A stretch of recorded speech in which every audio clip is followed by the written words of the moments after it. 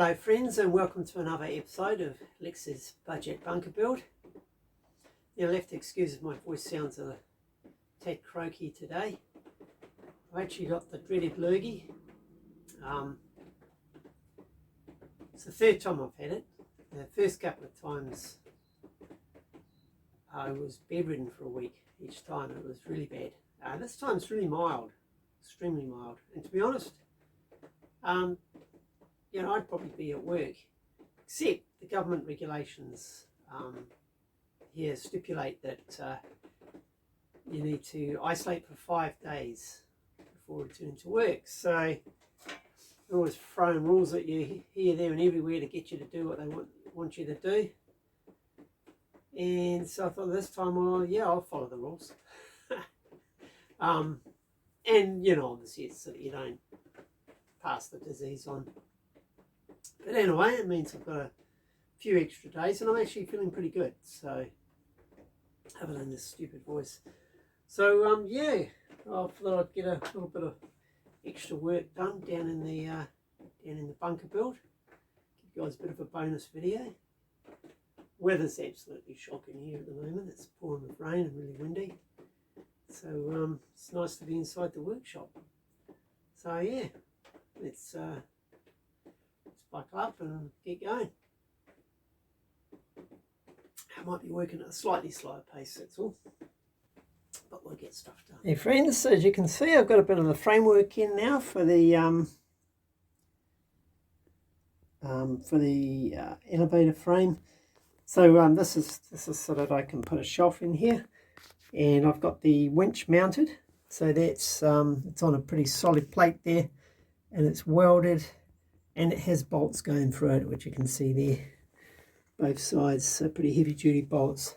So I was taught ages ago, I think it was when I was making a trailer. I was told, for critical joints and things, weld it and bolt it.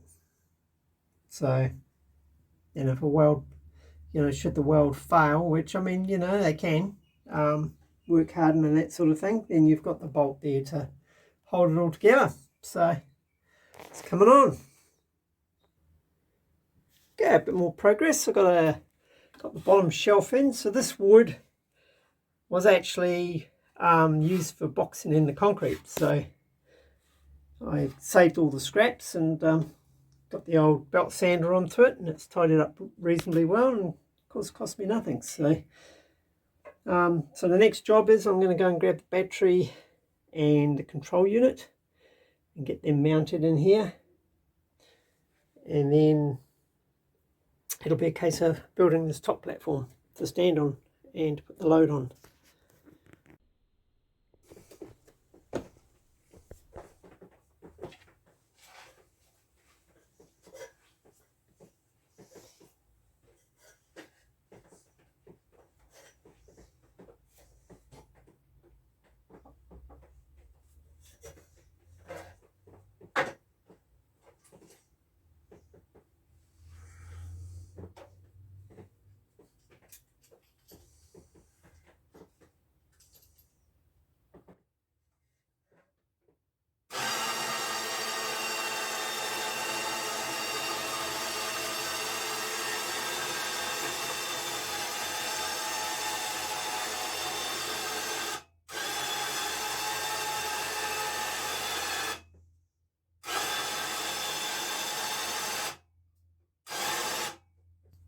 How's that, guys?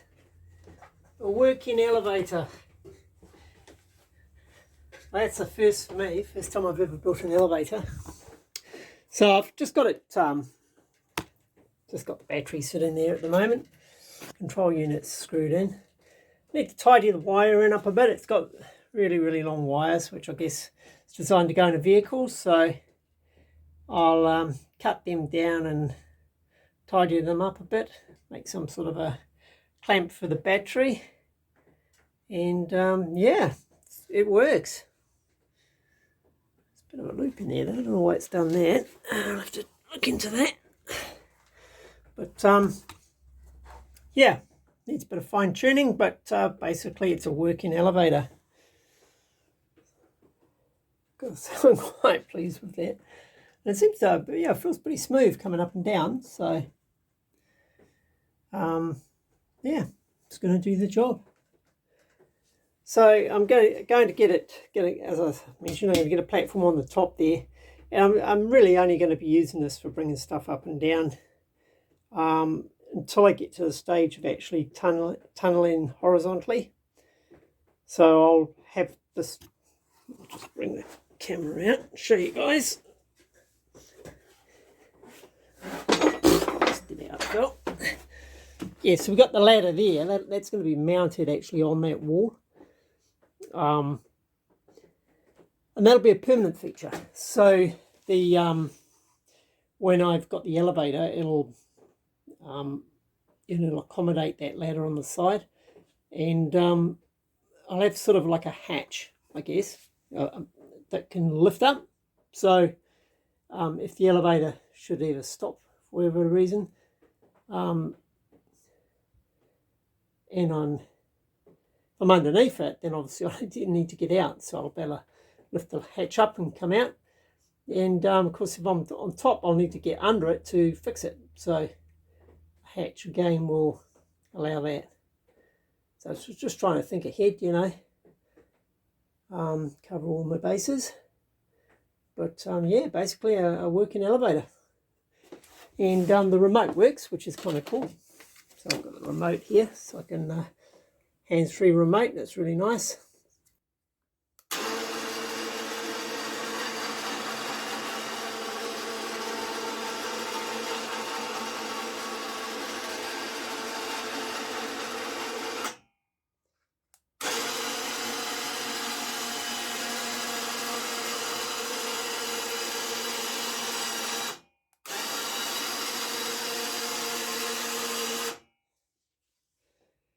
Yeah, so at the moment it can come all the way up and down.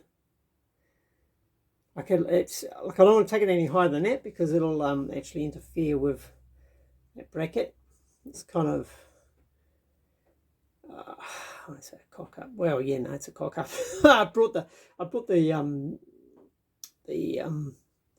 winches too far out, and so as you can see the thing with the rollers on it, which is to stop the cable chafing, those bolts will actually just hit that bottom of the mount where the cable's held on. So I need to put in some, and I was going to do this anyway, I need to do that, is put in some stops. So there'll be a microswitch at the top and a microswitch at the bottom. And so when it gets to the top, it'll cut it out automatically, and the same with the bottom. So that's going to be really easy to do because we've got this wired remote here, which basically says 3 cables. So it's obviously that determines the direction. So I just need to cut into both of those wires basically and put a microswitch in the bottom and the top. So it means when it gets to the bottom, it'll stop it, but you can still bring it up, and vice versa for when it reaches the top. Don't know whether that will have any effect on the, I'm guessing not, on the remote. So theoretically with the remote, you could actually come up too high or too low.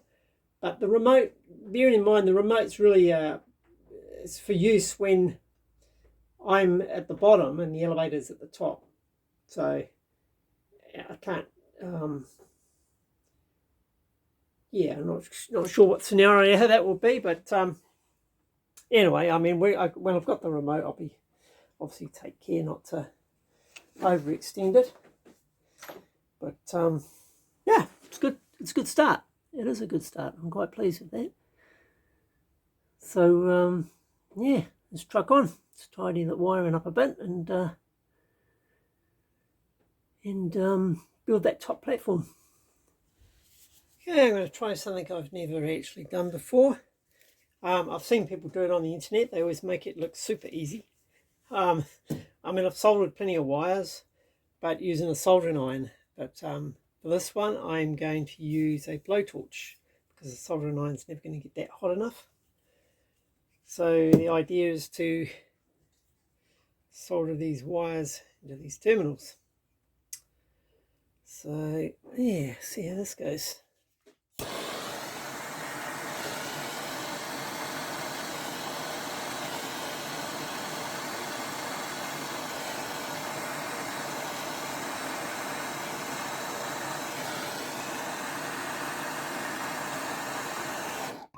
Ah, it's all pouring out the bottom.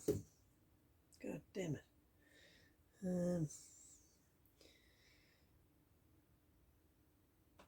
Sure, it's not supposed to do that.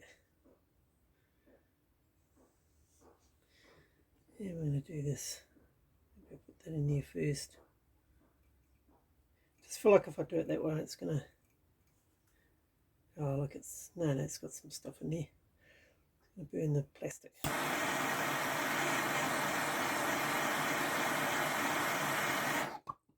Right, that's sort of in there.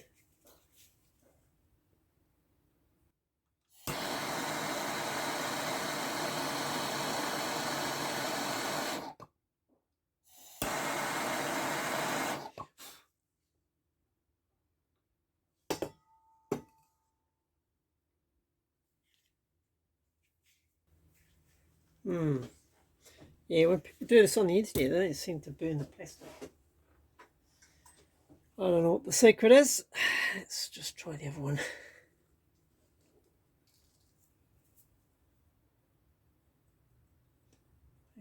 Maybe I should stick it in there like that.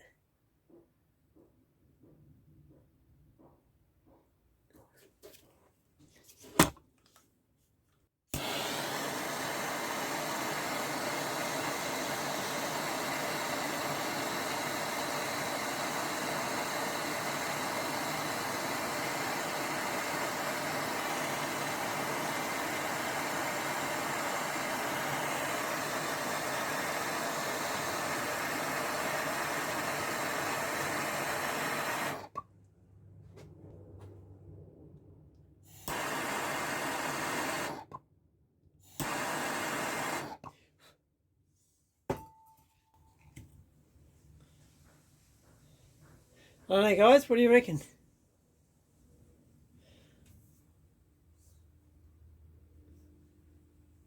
Ah. Supplies.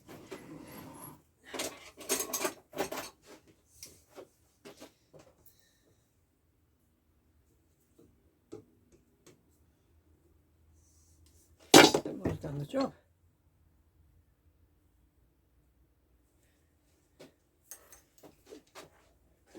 This will be the test. Put that in there and give it a good yank. Oops. Oh, the camera's actually aimed in the right spot.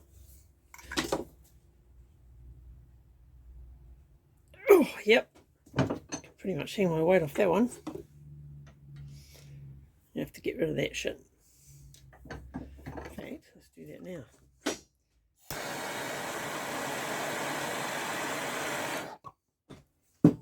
Just like that.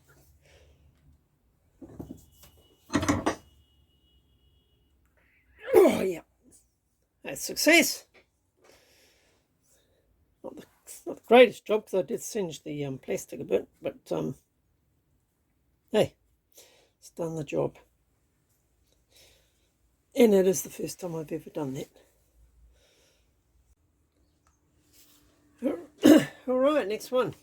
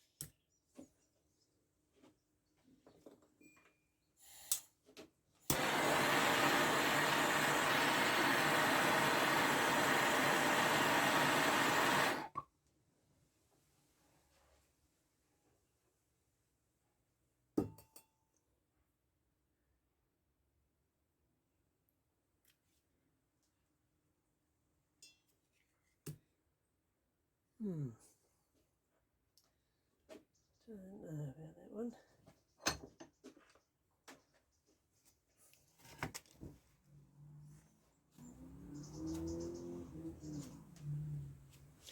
Let's give it the old heave-ho test.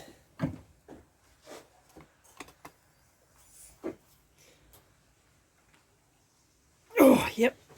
To hold my weight, I think it's in. A couple of stragglers got out at the edge there, but that'll be fine.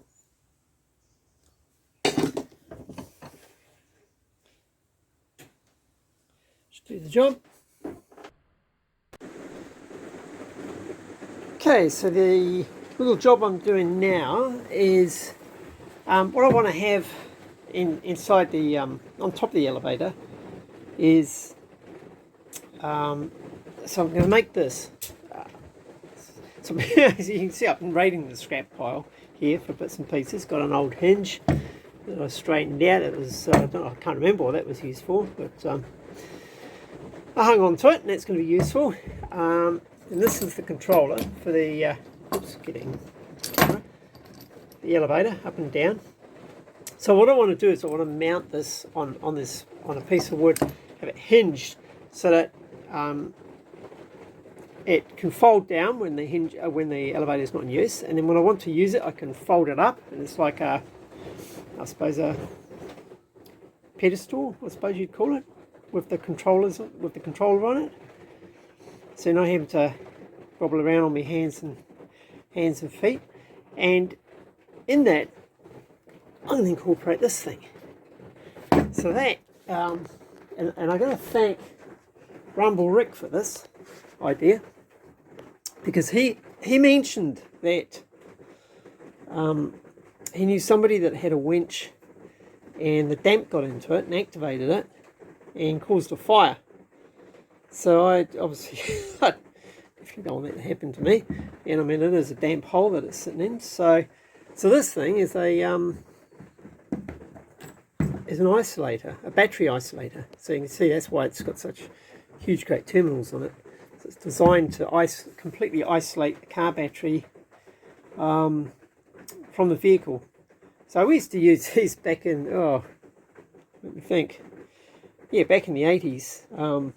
We'd fit these onto our cars somewhere obscure, and it was one additional anti-theft method. I mean, I used to have lots of different setups on my vehicles back then, because they were very easy to steal.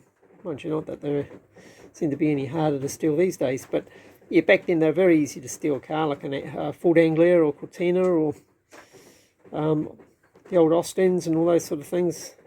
You pretty much just jam a screwdriver in the ignition, give it a twist, and you're away. So we used to do all sorts of little, install all sorts of little gadgets and things to immobilise our vehicles. And this was one of them. These battery isolators. So I spent an hour digging this out of my pile in bits and pieces. I knew I had one. I just didn't know where it was. Turns out it was actually joined to that big pile of cable, which kind of hid it a bit. It was hanging up on the wall, and I probably looked at it 20 times before I suddenly realised, hey, there it is. But I'd gone through about 20 other boxes of junk first, trying to find this thing. But it's kind of good when you do that, because you revisit all your bits and bobs, and you remember what you've got there for a later date. So anyway, I'm rambling again. So I'm going to install this on here, and the controller, and she's going to be hinged so that she can, probably like a gate, a clasp or something to drop down and hold it in place, and that'll be my control console, I suppose. That sounds better than a pedestal. Control console for the elevator. It'll make sense when I'm done. But then just by a twist of this thing, I can totally isolate the battery from the winch, and that makes everything safe. I'll probably pick myself up another one of those, assuming they're still available, and probably do that for some of the other bunker electrics. So I can, obviously things like the water pump and that I'll want going all the time, but it'd be quite good to be able to isolate other areas of the electrical system. So yeah, let's crack on.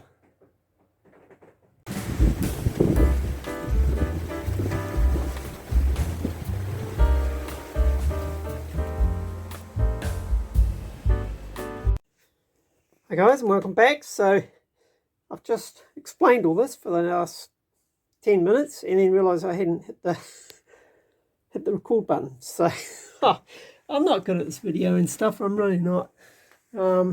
Anyway, here's what I've done. So this is what I like to call the Rumble Rick isolator. So it was Rumble Rick that actually put this idea in my head when he talked about somebody who knew their winch caught fire because it got a bit of damp in it and started up on its own. You know, I definitely don't want any fires or burned out winches. So this isolator isolates the feed from the battery to the control unit. So when I have it in the up position there's no power. The power just goes up to here and doesn't go any further. So that whole winch and control box is unpowered. So that's like a safe position. It's quite good. I can actually pull this out like a little key. So yeah, and this is the up and down button. And yep, so you can see the isolating switch works. So that's in the on position now, and up she goes. So at the moment, the down button stopped working. Well, that's nice, isn't it? It's just like it's had about 5 minutes of operation and it's worn out already. But it was a cheap winch, and I know what it is. It's just a loose wire in the plug where this remote connects into the control box. There's like a 3-pin, I don't know what they call them, a DIN plug, I think it is. From the old, sort of kind of old school that. Yeah, so it's a loose wire in there, and I'm going to have to cut into that anyway, so I'm not too worried about that, and I'll explain why. So this will just show you the back of this thing. It's not the prettiest of where's the camera? There we go. It's not the prettiest jobs, but it'll do, and it's kind of temporary. You know, once I've actually got a bunker rather than just a hole, I'm going to remodel this elevator into something a little bit more fancy. But this does the job. It's all made out of scraps. So this locks it in there so that it won't fall over. And then in the folded down position, that's for when I want to shut the hatch. So I can shut the hatch there and she's all good.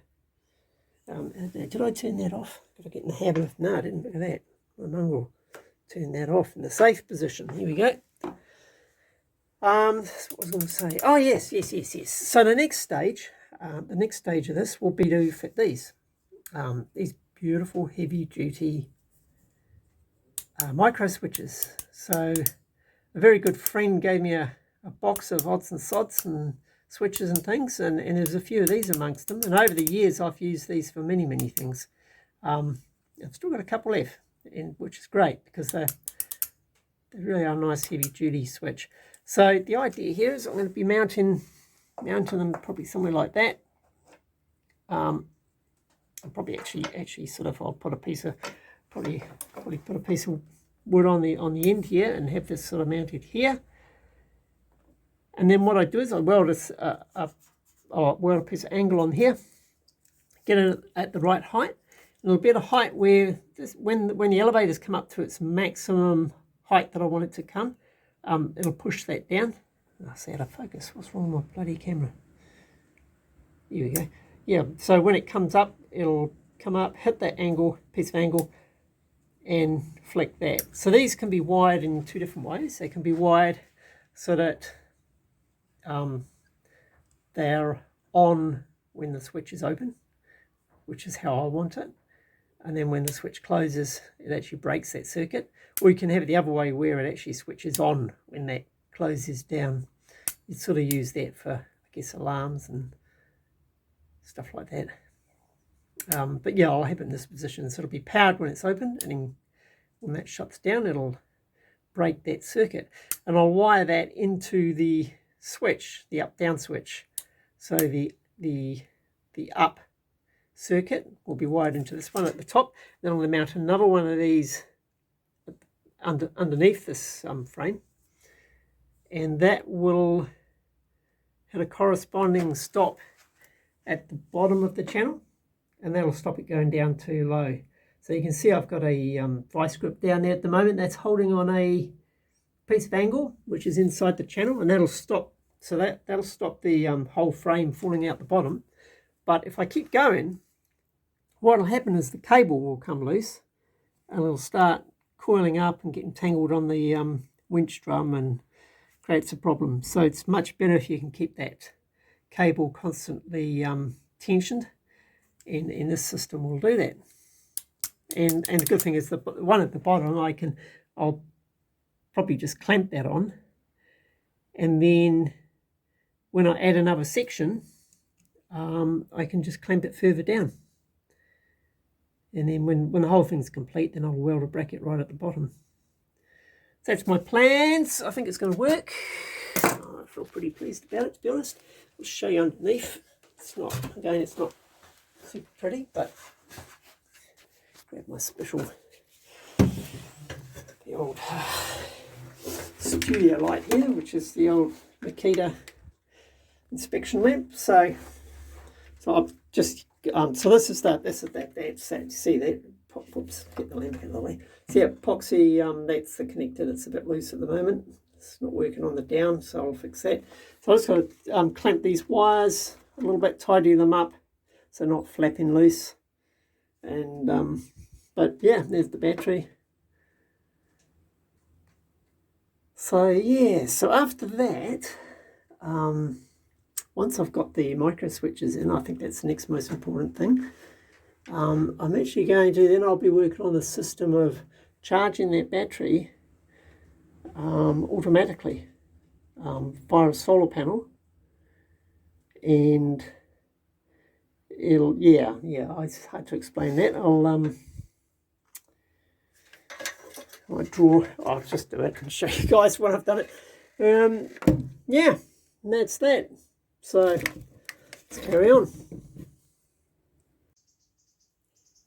Hi friends, so I thought I would just demonstrate how I'm going to test, just to confirm the wiring on this micro switch. So use a multimeter, have it on the ohms setting. I don't think it really matters what setting within there. You've got from 200 ohms up to 20 million. Basically when the circuit's open, it sits on 1. So I guess that's maximum resistance, right? And if you put the leads together, it should go down to 0, to be honest, but it never goes quite down there. And I guess there's a bit of resistance in the wire, in these actual wires on the multimeter. But that's good. So that's what we want with this micro switch, is what we want when it's in its current position, which is those two. So if you watch, if I close the circuit, oops, it's a bit awkward. If I close the circuit, we go back to an open circuit, which means no current's going to flow. So most common use for these is actually in this position. So oh no, here we go. What's going on? Normally open. Yeah, so normally you'd have it in this position. Oops. So you can see that's open circuit. Oh, I'm still on camera. Yes, I am. So yeah, so that's open circuit, and then when that's clicked, it closes the circuit, completes it. So I generally use that on something like an alarm on a door. So when the door opens, when the door closes.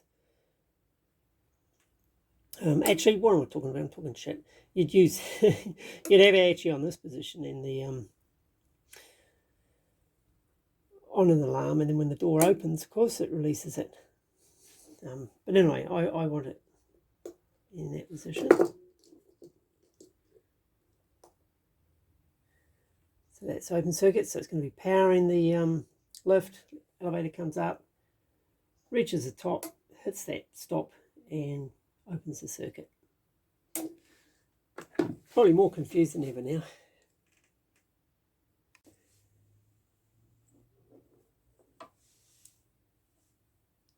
So guys, I pulled apart the plug that goes from the control switch for the winch down to the control box. And you remember I told you it was playing up, so look at that. It's, yeah, shitty soldering job.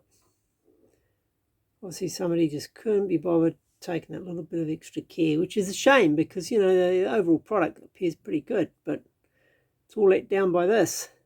If I wasn't somebody that was quite handy, I'd now have basically a piece of junk on my hands. I have to get back to the trader. I mean, if I bought it from China, basically you're on your own because, I mean, the cost of postage. So here's the thing, right? So they'll say, oh, no, just send it back and we'll have a look at it and send you another one. The cost of postage will be more than the unit. It'll actually cost you more to post it back than it will to just outright buy another unit. And, you know, if I took this to an electrician, I mean, that would probably be $100 just to walk through the door. This was purchased from a local vendor who imports Chinese stuff, so I mean I could have sent it back to them, but yeah, it's still a hassle, you know, and it just pays to be handy with these little things, eh? So I'll just solder that back on, and I should get that working again. And so I'm guessing the red wire is the feed, and then the yellow and the green is for the up and down. And the fact that down wasn't working, I'm guessing it's the green that's the down, but I'll double check that before I wire up my microswitch. But I just thought I'd show you that. Something so simple but annoying.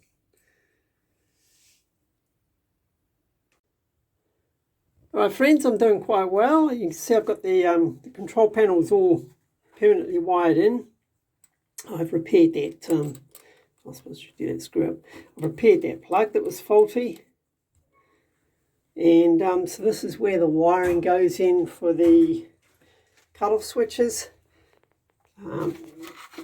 So this stop here, this piece of wood there, that's the stop for the bottom one. There's the bottom microswitch. Here's the top microswitch. And you can see a bit of angle at the top there. And that's all working. I've given it a test. But the only other thing I have to do down here now is perhaps mount the battery. I mean, it's not really going to fly around, to be honest, but I'll put some sort of a strap or something, and yeah, it's pretty much as much as I'm going to do on the elevator at this stage. So yeah, from here on in, I'll just be using it to haul my dirt up. And as you can see, the bottom of the channel here, once I've gone down a couple more meters, then I can fit another length of channel on the bottom and just extend it, and I'll just take that bottom stop off and fit it in a new position at the bottom there. And yeah, looking pretty good.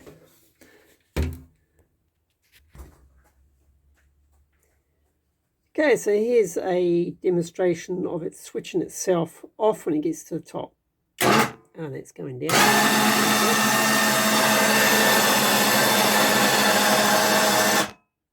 Perfect. And I've tested the bottom as well. Alrighty. Well, friends, that's the end of this episode. I hope you've enjoyed. No.